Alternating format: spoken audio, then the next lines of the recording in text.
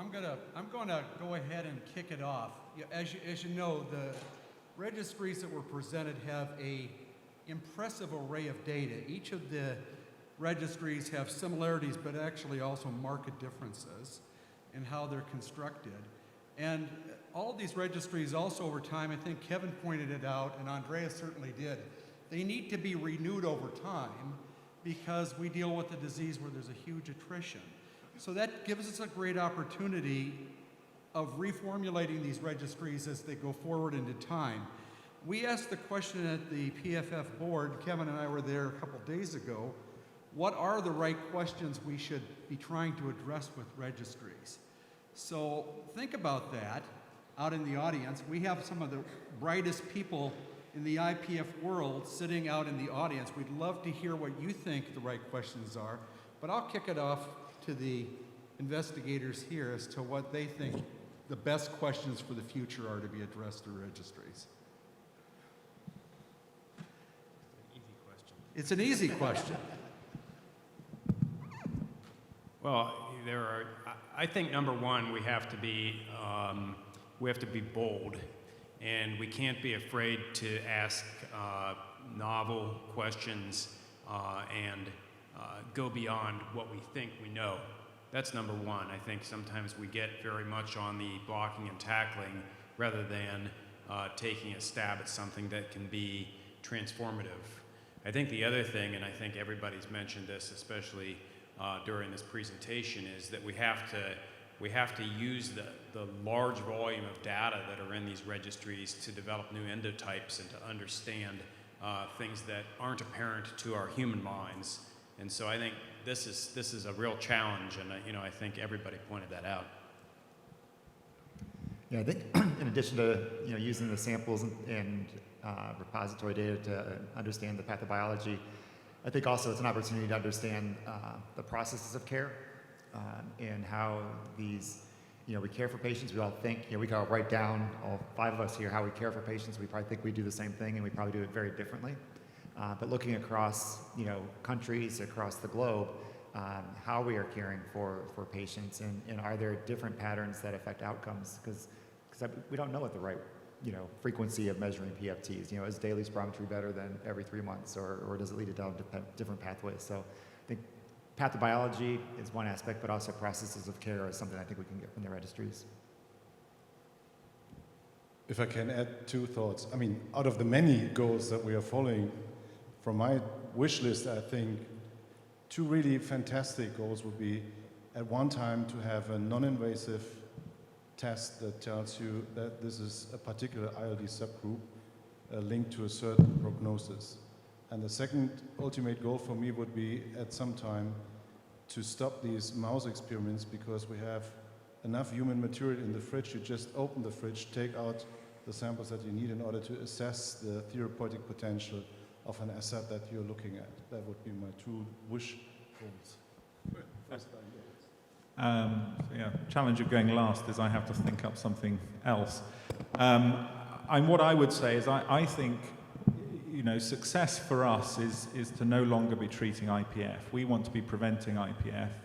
And so I think the next frontier for us to explore is people before they get idiopathic pulmonary fibrosis, be that family members of affected individuals, or be that opening up to broader populations of people at risk. And I think for the future, we need to be thinking large about how we can identify disease before it develops, because if we can do that, we can then come up with strategies of preventing it in the future. Toby, I think that is a fantastic point with what's being learned about genetics of these diseases, but it's going to take how we rethink the registries of the future. That's going to take a large expansion of the registries, because to get into a registry now, you have to have that diagnosis. Is there a question out here? Yeah, great, go ahead. Hi, Greg Cosgrove from the foundation. One thing that stands out that I don't have a good answer for, but I'd love each of you to think about it, is how do we enhance ethnic diversity in the registries that are present? It was obvious that the group of individuals that we're understanding are those of men and Caucasian men in most of the registries, which isn't representative in any of the countries that we're studying these diseases in. So the easy answer is enhanced awareness, but I would suggest there has to be other ways in which we can appeal to other groups of individuals so we have a broader impact on the disease, whether it's by pathobiology or care systems. So I'd love maybe to think about that. It's a tough question, but now you have it. You can go first this time. Yeah, so I didn't put up our demographics, and we have about 15% Asian patients in our cohort, which partly reflects the population of London. And I know that Ganesh, amongst others, has done work with the Indian Respiratory Society to set up a registry over there across fibrosing lung diseases. I think a lot of the Asian countries, there is the potential to work with them to identify large cohorts of patients. And I think to try and understand whether it is the same disease across ethnic groups or whether there are differences.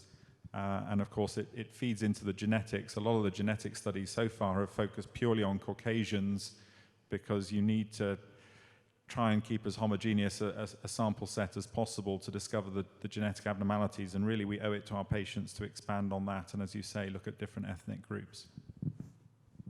I would like to add, if you look at the ethnical constitution of certain areas where registry work, I think it's nothing that you can overcome by the registry itself.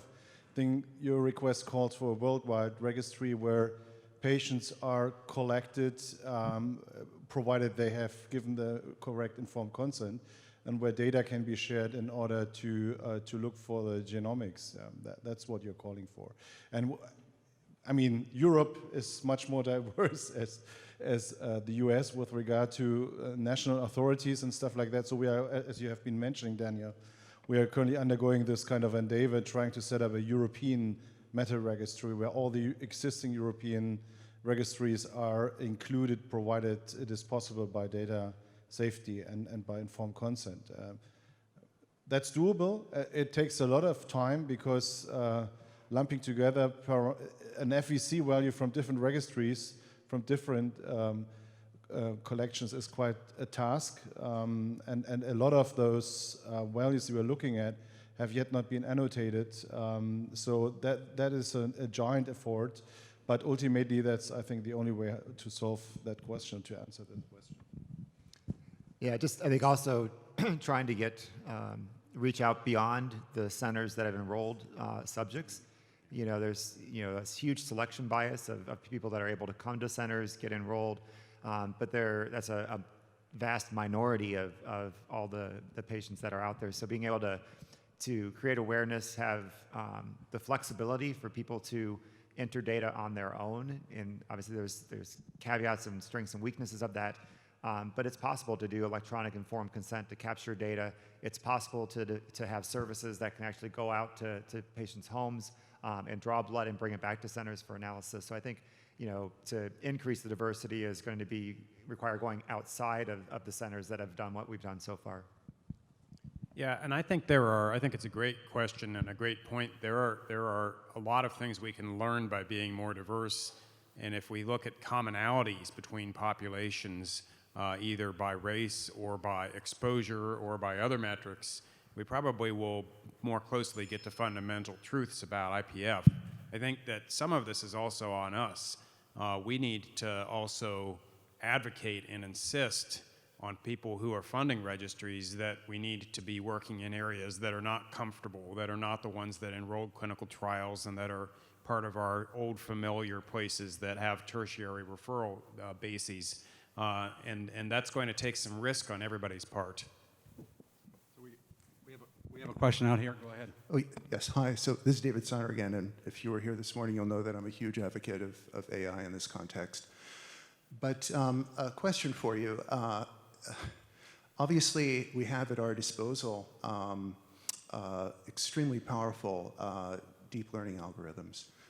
The tool shed is rife with many implements, which can be abused if not used correctly, and can be prone to overfitting if, for example, you don't have enough patients. So, for example, if you've got I know you know this, but perhaps not everyone in the audience thinks about this on a daily basis, but if you have a small number of patients and many, many features, a machine learning classifier, a deep neural net, is going to be highly prone to overfitting, such that you will predict unerringly in your training set, but it will not extrapolate to an independent test set. So I'm wondering whether or not you think there's a role for all of you putting your heads together to test findings in independent test sets, or potentially even amalgamate meta cohorts, as it were, to have an extremely large number of patients, such that you would be able to interrogate data sets that are highly multidimensional. I'm going to thank you for that question, because it was along the lines of a question I was going to pitch, that as we go forward, we need to find ways that we can amalgamate the data across these registries to gain the statistical power that we're going to need. So while the registries all have beautiful uniqueness and beautiful unique biosample sets, we gain strength by having larger numbers. And within the realm of machine learning and AI, if you have very homogeneous populations, which gets back to Greg Cosgrove's question, your predictiveness when you apply it out in the world vanishes, to be honest. It will work great for 75-year-old white guys, right? That's I was reflecting on your data, Dan. So, I think that it's a very important point that we gain as much heterogeneity by having a larger data set, by looking at ways to combine these. So maybe I can ask the panel members that have done some work across registries how best to proceed. So in some questions, we have been looking for parameter expression in subcohorts of our registry. For example, the French cohort versus the German. I mean, literally, you could do so. You could also exchange between different registries. I agree. We haven't done that yet, but we would be absolutely open-minded if someone comes up and say, "Would you like to test this or that?" I agree. It's, And you have de-identified data, which really helps. Yeah. Very protective. And I think you raised the key problem, because and even our 660 patients, once you start using data sets that contain 50,000 or more data points and you start trying to integrate them, 660 is a tiny number. And if we learn from the genetics world, we probably need several thousands of patients before we can reliably identify subsets or endotypes. So I think it probably is beholden on all of us to work together to do that. And I think this sort of discussion is an important starting point for how do we join these things up in the future, and how do we leverage the similarities and the differences between the different registries we've spoken about. Because I think sort of 6-7 years ago, when we were publishing our first papers from Profile, we would get the criticism from reviewers that we didn't have a validation set. And we would have to say, well, we can't, because there isn't a validation set out there. But now we're in a position where if we work together, I think we can start to do these things and reassure ourselves that we're not just finding spurious patterns because we're looking at single data sets. Do we want to take a few additional questions? I don't know how we're doing with time. Yeah, we could take another question, absolutely. You got one over here? Please. And I've got one over here after that. We could take the two of them. Yes. We'll take both of them. Go ahead. Fire away, then we'll get yours and we'll wind. Okay. So I'm a patient with familial pulmonary fibrosis, and my dad had it, and he was diagnosed in the 1970s. I'm pretty sure his sister had it. I'm almost positive my grandfather had it. When I started doing my tree, I realized that I'm tracing this back to the 1800s. It's very weird to see some of these death certificates and the description of their deaths, but my question is, my father is no longer around. He died in 1981. So for me to participate in some genetic studies, I have to have living relatives to be able to participate. But because I spent so much time on my genetic tree, I found plenty of other cousins that had this. But moving forward, we're not going to be around maybe in 10, 20 years because of our transplants and other reasons. So how is this data being archived? Is there a way that we can set up patient families that are connected to each other, so down the line, maybe in 30 years, when someone else is diagnosed from that family, we can connect that to the family origins of me and my father, my grandfather, and all of that.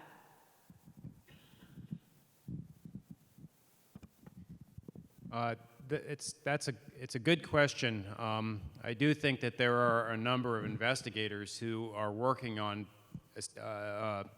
curating and finding familial family fibrosis cohorts, and so I'd encourage you to get involved with any of those. I think that in terms of the data and the accessibility, I think that all of the registries, to a degree, are very interested in collaborating with physicians, but also patient groups on what questions to ask and what's important to patients. And so I think I'd encourage you to reach out to any of us about getting involved. Middle left. Bruce Montgomery. My question goes back to biomarkers. As you know, across the hall, there's people looking for about 4,000 patients for various studies, and we do not have a good way of doing phase 2 studies.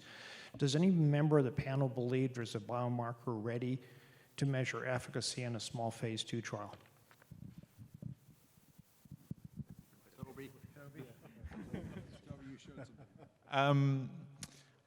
So I couldn't hand on heart say yes, but I think I could give you a panel of biomarkers that I think probably will give you a readout in an early phase study. So those synthesis biomarkers, the collagen synthesis biomarkers, combined with some of the epithelial biomarkers, I think probably do give an efficacy measure quite early on, but we haven't quite proven that. So I think we're tantalizingly close, but we're not quite there.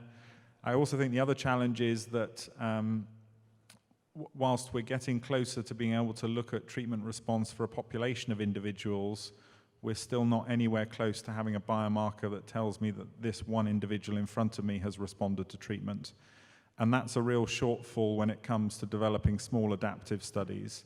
So the success of oncology studies is usually based on whether identifying early on whether patients are treatment responders, and if they're not treatment responders, you flip them onto another treatment. We can't design those sorts of studies for IPF at the moment because we can't know whether one individual person is responding. So I think there's two bits. Can we develop something better than FVC that gives us a readout over a week or 12 weeks? But secondly, can we develop a marker that tells us about individual response so that we can design adaptive treatment failure studies, which I think also would be a very important thing to be able to do. Thank you. So we're a little over. I'd like to thank the panelists. This was a fantastic, I learned a ton from the discussions, and the audience members. Again, respiratory therapists, make sure that you sign in at the desk so you get credit for these sessions. Go out and visit the exhibitors across the way. Grab a quick cup of coffee. I think at 25 past, IPF Diagnostics starts in this room. So thank you much.